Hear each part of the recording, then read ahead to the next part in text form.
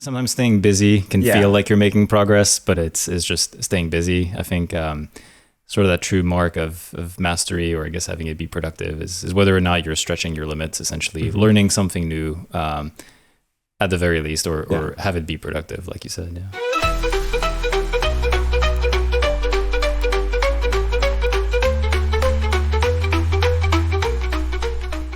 Sup, my Pample, it's Mike Check Mike. Hey, Eugene. Hey, it's Jonathan. And today's question is going to be about whether hard work is actually overrated. So let's figure that one out. It's quite the question. Yeah, we had talked a few times about, sometimes hard work being a mix of skill, grit, and luck. And so maybe I'll kick off this conversation with a question about, when you think of hard work, I think of it as really increasing the number of chances or the odds that luck comes to find you, essentially.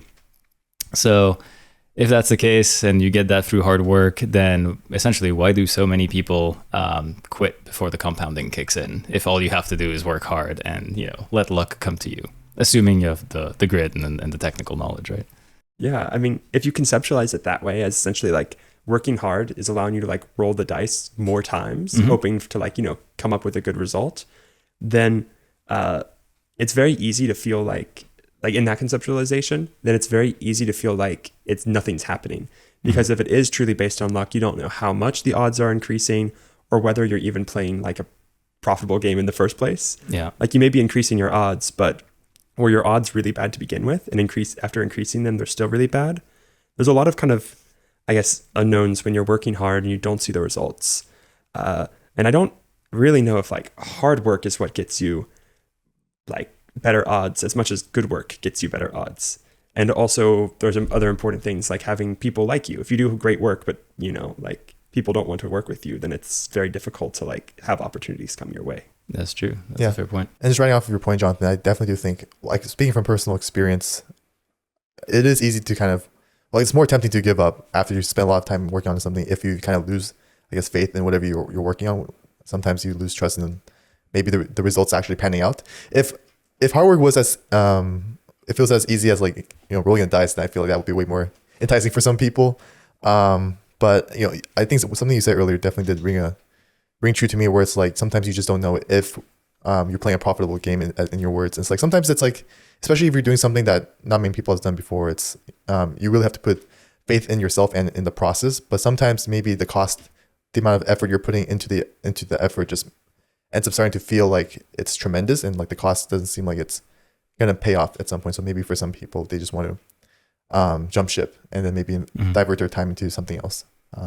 Yeah, no, I agree with that. I think to some extent it's a bit of a calibration issue sometime, where you might essentially underestimate the amount of effort needed in the short term and maybe overestimate on the long term as well. So there's kind of this feeling that no matter how much you're putting in, it's essentially a black hole. And, that doesn't feel great when you're starting out and putting a ton of energy, but not seeing the payoffs too. So I think that's one of the issues of like assuming that it is kind of like you have good odds or you're multiplying favorable odds. There's still that sentiment that all that effort is kind of going nowhere because you're lacking that sort of tangible, observable result, often in the early stages too. Yeah, I think there definitely is an aspect of building patience for whatever it is you're developing. Sometimes things just take years for stuff to pan out, but for some people in this day and age especially, maybe we're just kind of trained to get those short-term dopamine hits and rewards. So for some people, the rewards just ends up taking way longer than they might like, so they would want to do something else instead. Yeah, that's true. Kind of bouncing off something you said, Jonathan, about maybe the odds aren't great to start with. I guess there's kind of maybe a parallel thought to that comes to mind, which is essentially, can hard work be a trap where you're essentially just repeating bad habits rather than favorable ones? Yeah, I think that hard work is sort of like there's two sort of ways to look at it. One is that hard work is a tool to achieve something else, which I do largely agree with. I think there's also some benefits to working hard from a kind of psychological, like personal development perspective. So kind of thinking about a way to kind of merge those two perspectives, you could say that hard work can be a problem if you're just sort of like really working hard at something that is very familiar, that you haven't like critically assessed whether it's important or not. So like some people can dump tons of effort into things that don't really matter, or like I think that the amount of hard work that you put into something should relate to like what the odds are that it'll actually help you. Trying to think of a good example of this, but there's I know I mentioned just like a couple episodes ago, we were talking about like the role of work and what's important versus urgent. And I think a lot of people will fall into that trap of like overthinking simple things like communications with other people, and instead like letting that eat up all their time and dumping hard work into places where it's not really benefiting them. It's sort of like that very vague adage of work smarter, not harder. Yeah. It's more so like, if you're going to work hard, make sure that it's something that actually helps you. That's fair. Yeah, I think it's important not to confound. Sometimes staying busy can feel like you're making progress, but it's just staying busy. I think sort of that true mark of mastery, or I guess having it be productive, is whether or not you're stretching your limits, essentially learning something new at the very least, or have it be productive, like you said. Yeah, I think if you're sitting and you're being presented with two options to work from, one being something that you're not familiar with, but you know it's going to be helpful for you, and the other task is something that you're more familiar with doing, but it doesn't contribute as much. Some people are just tempted to do what they are familiar with doing, just because, again, like it's the feeling of comfort and being able to feel more in control of the task that you're doing. I think there is definitely a level of intention that you need to kind of keep in mind actively when you're working. I really liked how you phrased it earlier, Jonathan, where it's like there is a difference between hard work versus good work. It's tempting to kind of just brute force things and just keep hacking at something without really being mindful of how you're approaching whatever problem it is. There definitely needs to be some sort of active mindset when you're looking at what you're doing.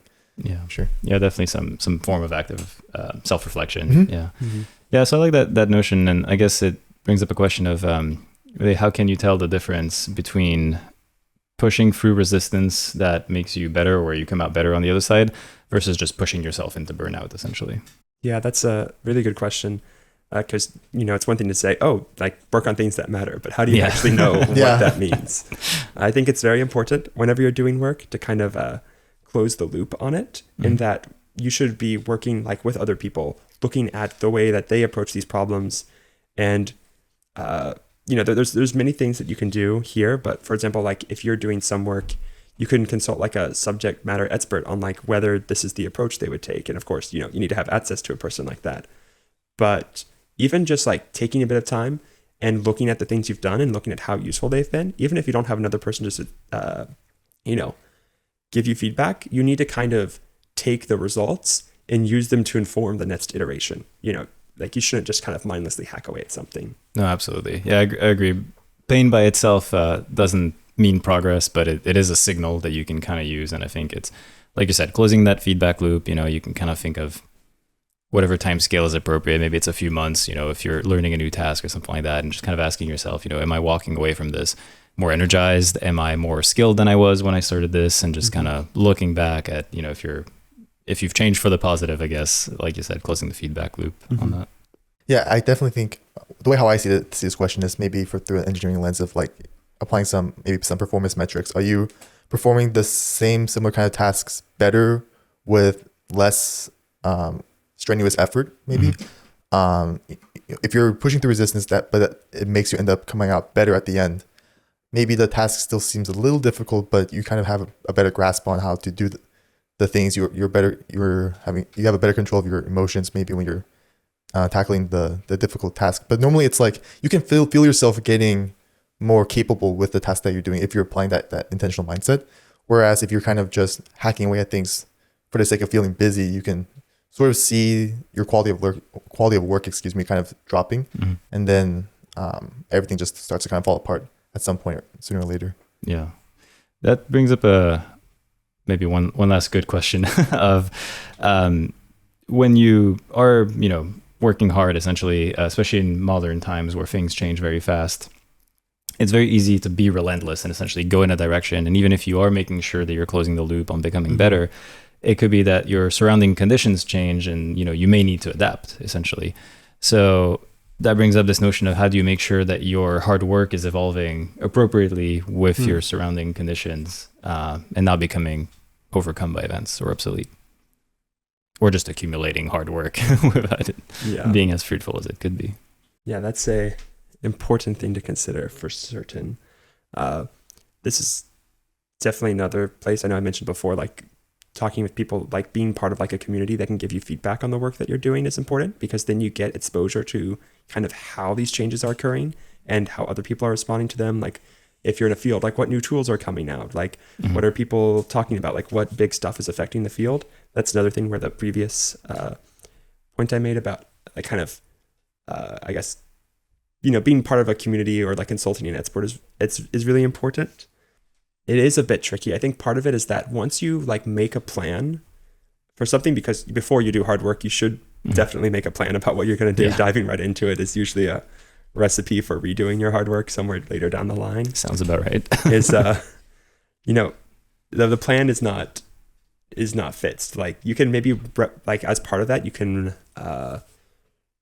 sort of write down like multiple potential paths to take. And that way, if you hit a dead end in one path or things aren't working out, you kind of have other jumping off points to look into further. I think it's, having that parallel path too can certainly help, like sort of having, we talked about foresight on a few episodes, sort of anticipating that better. And there is, especially when things evolving fast, essentially it comes down to, you need to reinvent yourself faster than you're going to be outdated or overcome by whatever the changes are too. One way I like to think about it as well, on like, say you have those multiple paths laid out and then you have to kind of pick, okay, like, well, which one do I pick out of those multiple, is essentially think about it in terms of marginal utility or marginal return, essentially, where as part of that exercise of closing the feedback loop, essentially you kind of want to ask yourself those questions on like, your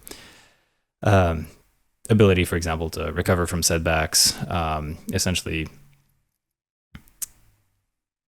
are you getting, at the end of the day, are you getting marginally better, or are you making significant progress too? And so if you see those diminishing returns kind of happening, that might be an indicator, for example, that it's time to switch to one of those parallel paths as well.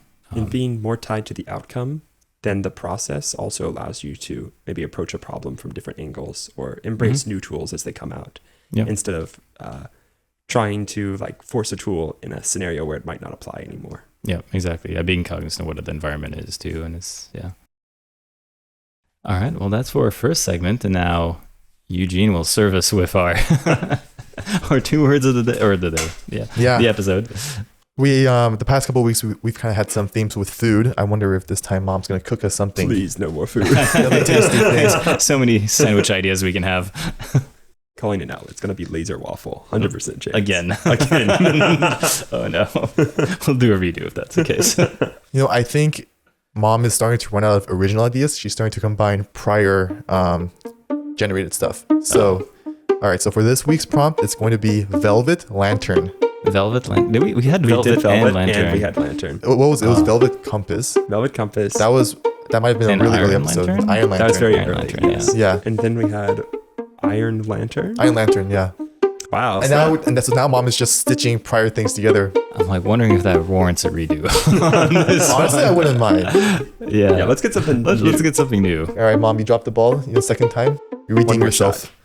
Okay, this one is gonna be. This one's different. All right. Here we go. The redo. Turbo Acorn. Oh yeah. Okay, we can work with that. Cue that time lapse. Yeah. Here we go. Turbo Acorn.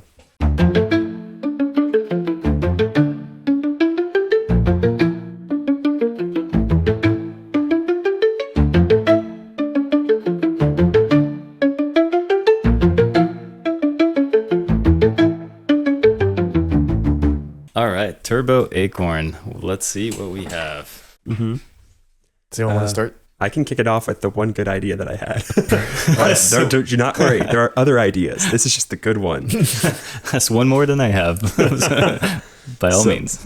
So there's a lot of initiatives out there to plant more trees, in part as like a carbon neutrality effort. There are some dubious ethics when it comes to like whether planting, just like 1 million trees actually makes things better, especially if it's like in very dense kind of like forest for this purpose. But typically a lot of the times this is done by, you'll have a drone that goes out there and like drops seeds over an area. But I was thinking what you could do instead to like plant seeds from a far distance is essentially like it's almost like a mortar for trees. So it fires these like shells that are like casings that are like biodegradable and have fertilizer in them, and they have some seeds in them. And what it could do is you can ballistically fire these onto like high outcrops or places that it's hard to get a drone, or just over a much larger distance. than normal. You could maybe mount it on a vehicle to like plant trees as you go along. And it would most likely run on compressed air for portability and cost. You don't need to like fire it as a rocket or whatever. As a solid fuel cell powering it. Yeah. Or you could even have it be like when it lands, it spreads its seeds out over a large area. Or maybe it like air bursts somehow. Yeah. Has like a fallout pattern. Yeah. So like, you'll like basically launch this little shell, and then while it's in the air, it'll break apart into a bunch of chunks and spread seeds all over the place. Yeah. I'm picturing fireworks of like tiny acorns essentially with seeds. Exactly. So that's cool. That's my turbo acorn. Nice. I love it. I was thinking turbo, like TurboTax, but like turbo is like something that's fast, something quick and speedy. And an acorn, the first thing that came to my mind was actually the logo for College Board that offers like AP exams. Okay. College credit. So I was thinking like, okay, so College Board, education. So I was thinking Turbo Acorn could be the name of like a rapid fire quiz app, something similar to like Kahoot, if anyone's ever used that. Essentially, I wrote down here, it could be like an educational app to cram last minute before a test. You can earn points by answering questions quickly and correctly. The sooner you can answer a question, the more points you get. Maybe Turbo Acorn could be tailored to higher education institutes like universities and grad programs. Maybe if you just have a couple of minutes to spare before your exam and you're just answering some questions about whatever subject the class is going to be about. Preferably, maybe it could go over like gas dynamics or something, quantum physics or something really advanced. Like a huge repository of flashcards. Like with some advanced sort of settings on them. Yeah. That's cool. Let's see. Which one do I pick first? I was thinking kind of along the lines of fast as well. I was trying to think of acorn as in also, I took a bunch of different, like it's kind of a gem as well. But one weird direction that went was essentially if you could have a top layer over something like Alexa that does some fast scrambling of whatever you're saying, so that essentially your Alexa is not spying on you all the time, and so it can like recognize maybe when you're actually giving a command like hey Alexa or hey Siri, and then it like stops the scrambling for that portion, but otherwise the rest of the time it's kind of hiding your acorn, that is I guess what you are saying, so that your devices aren't listening to you as actively all the time. So that could be kind of a fun application of hiding the metaphorical acorn, if that makes sense. Guess I'll give another idea. So I was thinking about, turbo acorns are all about growth, and I'm like, acorns are actually pretty nutritious. So what if you made like one of those like growth-based bodybuilding acorn food? Oh, nice. Because I know acorns are, I guess, eaten by a number of people, especially like some indigenous tribes in California. So I'm like, you could make like a acorn-based snack food, because they're really like dense in calories. I don't think I've ever seen acorns be sold like as a snack. I don't think I have. Maybe it would include some other sort of nuts, but it would just be sort of like these really like dense, nutritious foods that you don't really see, but kind of like very like healthy, very natural. I actually went down a similar direction where I was thinking essentially trail mix, like thinking of mixing with other nuts, because you're right, I don't think I've seen like an acorn food per se. But essentially blended trail mix. So it could be like, how you have those wellness shots, but essentially you could have something really fast to ingest, which is just very rich in calories and nutritional value as well, or energy as well. I was thinking turbo energy, like exactly. Yes. If you're feeling like peckish or something, get your turbo acorn shot and you're off to a good start. And I was thinking like, I could totally see how you can sell turbo acorn as like some granola mix with acorns in it, maybe for people to improve cardiovascular fitness, or people who want to run, do marathons or something. Maybe this could be some sort of superfood that they can eat while running. Actually, I wonder. You could probably make an acorn-based snack work. You'd have some non-acorn competition to deal with. Yeah, there's a lot of this. All exists. It's just not acorn-based, and I don't know if making it based on acorns would improve it all that much. Classic non-acorn competition. Darn you, Monopoly. Let's see. I had a kind of a lame idea, but like writing the idea of acorns as food, I was just thinking of like a rapid nut desheller. So maybe just in those factories, you can just dump a bunch of acorns and have it just fire out acorns, and maybe to another bin that can then be processed for other things or something. That does actually make me think of an idea, which is like, this is just right off the dome as you mentioned that, but maybe like a nut processing machine that automatically processes your nuts at home. Like it's because, I've tried to make, what do you call it? Like cashew flour, but I ended up making cashew butter. once in my life. So Nice. I was like, what if there was some sort of appliance where you can put a bunch of nuts in there and then you choose what you want to make, where it can make either like butter for you, like cool. out of the nuts. Oh. It could make flour out of the nuts, or it could just like grind them up or like add some like, just very like coarsely to make like trail mix. Oh, So it's like a appliance that's just for like Yeah. acorns, nuts. You can do Yeah. it all yourself. You can make a couple different things out of it. Because you Oh, do, that'd be cool. because you have juicers, and that's like a thing. Yeah. And then you have blenders, so maybe have nut this. processing station. Exactly, there you go. Because I don't have the skill to make nut flour on my own Yeah. without one. And As then- someone who loves peanut butter, I support this idea. Yeah. If you have that machine can somehow create your own granola bars for you, that'd be pretty clutch too. Like just get a bag of nuts from like Whole Foods, yeah. or something, and just get that machine to make you Oh, granola, that's a good granola bar, idea too. and then just take it with you to go to school or work or something. That might be actually Yeah. really clutch. Especially if it does the deshelling on top of all that. That'd Yeah. actually be really cool. So you could just take a bunch of nuts, you could dump it in there, you select what you want it to do, and it could make granola bars for you. It could do. What That's else? Yeah. Like you can make trail mix. What else? I had a lot of things. Yeah, You peanut could butter. roast Yeah. them. Yeah, Oh, that's a good one. Yeah. especially what was it even during Christmas? Chestnuts even maybe. if Oh, you want. roasted chestnuts? Yeah. It could Ooh. crack nuts. It could do everything. It's just Yeah. It's just this machine. I imagine this It's machine with like unstoppable. 100. It has like 100 different buttons. It has 100 different ports. And it has like a big funnel at the top. Yeah. Exactly. Anything can go in. There's like a little lever on the side where you can just put a nut in there and crack it or whatever. That would be nice. Yeah. We might have to diversify our product Yeah, lines after this. want to move into the food market. We Yeah. know how. That sounds would like be a good one. really good idea. Yeah. Yeah, that's awesome. Yeah, I had a much less cool idea afterwards of you know how you have like those usually they're bigger drives that are encrypted where you have sort of a pad on them. I'm like, oh, that on a USB stick would be pretty clutch. Even if it's just 4 buttons or something like that, but where you can directly encrypt the USB stick, you can just like press a sequence of 4 buttons like you would on a padlock. Okay, So I got they what just you're saying. automatically encrypted, and then you put it in. You just tap like Instead of putting in like a virtual password, you put in like a password on exactly the like a device. physical protection on the key too.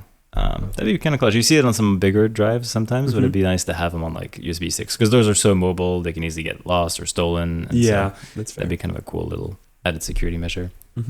That would definitely be really convenient for a small USB stick. Yeah. Rather than Yeah, I would just think of a squirrel stashing their acorns. That is my theme for all There of you these. go, there you go. And so I'm like, what would I do if I was a technologically savvy squirrel? I was like, yeah, I would encrypt my your acorns. I would encrypt them. I Yeah, have a lot of cryptos keys while you're at it too. exactly. Yeah. Maybe that could be like a Bitcoin equivalent turbo acorn. There you go. Yeah, I mean, I had some other ideas. None of them are as good as the nut processing station. That is a pretty good one. Yeah.